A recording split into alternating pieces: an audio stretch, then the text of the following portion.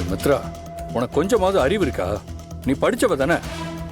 பாரதிக்கு அம்மா போட்டு அவங்க எவ்வளவு கஷ்டப்பட்டுக்கிட்டு இருக்காங்க.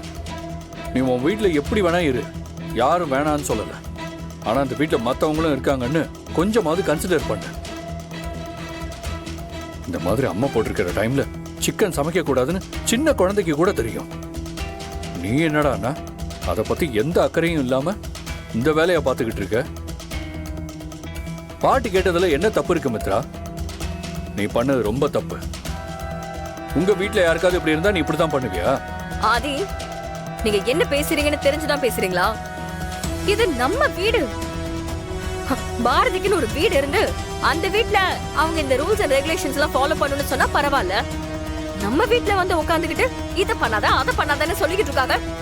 நீங்களும் அதுதான் சரிங்கிற மாதிரி பேசிட்டு இருக்கீங்க. அப்படி வீட்ல எதுவும் சமைக்க கூடாதுன்னா எங்களாலலாம் முடியாது. அவங்கள வேணும்னா வேற எங்கேயாச்சும் போய் தங்கிக்க சொல்லுங்க. இன்றே டவுன்லோட் செய்து உங்கள் ஃபேவரட் ஷோக்களை என்ஜாய் பண்ணுங்க.